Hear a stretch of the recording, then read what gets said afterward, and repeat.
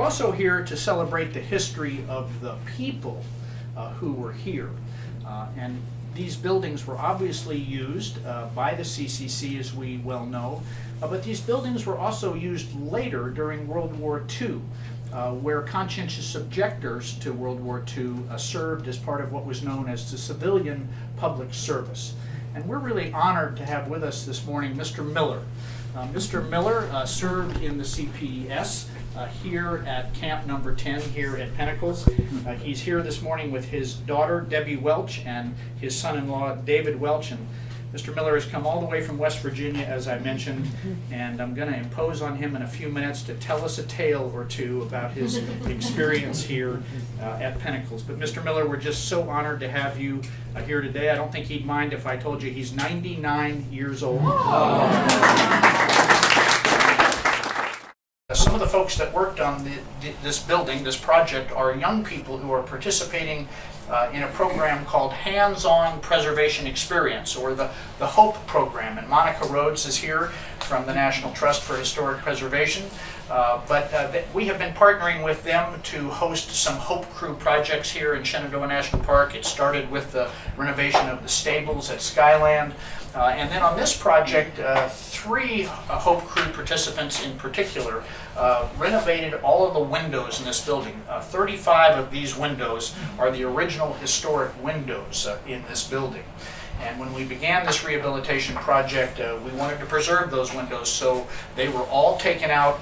They were taken to a workshop where the young people were working with David Logan, a highly respected historic preservationist, and really learned how you take care of historic windows. There's a lot to it. I don't know how many of these individual panes had to be reglazed, but every one of these windows has been taken apart, resanded, the panes put back in, and then reinstalled in here. So I really wanted to celebrate those HOPE Crew participants, that next generation of historic preservationists.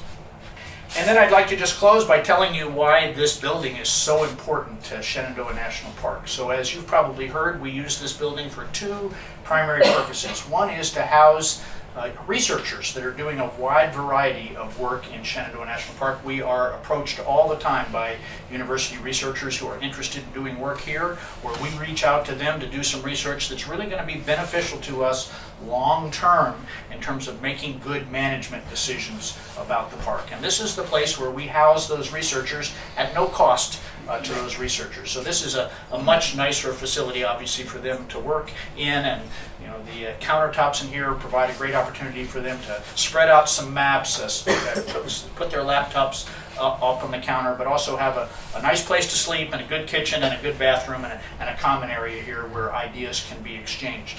And who knows what the outcome of that research is going to be one day. It's quite possible somebody could discover a plant here in this park that has a very significant medicinal value. We have been approached quite a bit in the last week by people who want to do research on fire ecology. We probably will house a few of those here. But then it's also known as the Stewardship Center. And so this is a place where we house volunteers who are also doing work in the park, and those volunteers are enormously valuable to us, but principally volunteers from the Potomac Appalachian Trail Club. And Dick Costelli is here, the president of PATC, and John Hedrick, the vice president for operations of PATC. And as many of you know, they have hundreds and hundreds of volunteers that help us take care of the full length of the Appalachian Trail as it passes through the park, and then all of our Blue Blaze trails in the park. So PATC does training workshops in this building. They house volunteers here that are going out the next morning to work on trails. We've told them they can't sharpen chainsaws in the living room anymore, but they can house volunteers here. So let me just say in closing that I think what we're really celebrating today is not just the rehabilitation of this building, but the past and the present and the future of this building. So thank you all very much for being here. So I got in 42, in November 1942, and we were treated, I think there was about 80 or 90 boys, SEAL boys here. And of course, none of the buildings, I don't think this building was here when we were here. It had 4 barracks. I was in barrack number 4, but about 90 men were here. On the first job I did had a mudslide right below Panorama. And we took wheelbars and they loaded the wheelbars that we took the dirt over the road and dumped it over the hill. But we were treated good. As last day, we cut fire trails and pick rocks off the road. I know we had Hoover, President Hoover had a cabin. I know we cut fire trails down to his cabin. That's most what we done. And I remember right, the dining room was here where this building was. Okay. That was some time ago. I was blessed to be able to do it. They treated us good here. Those trails you built down to Rapidan Camp are probably still in use today as the hiking trails that people take to go down to Rapidan Camp. So they're still bringing pleasure to visitors here all the time. Is that cabin still down there, President? 3 of the original cabins are still standing down there, including the presidential cabin, and we offer tours to the public down there in the summertime. Yes, sir. They were the days.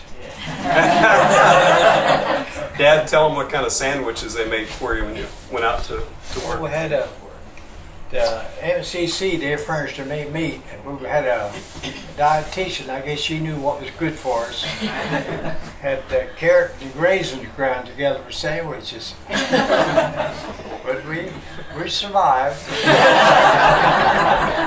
I'm still here. Mr. Miller, what time of year were you here? How's that? What time of year were you here? I come in November. I was here 6 months and I'm transferred to mental hospital up in New Jersey. Huh. I was there for 3 years up there. We had to stay 6 months after the war. So we were.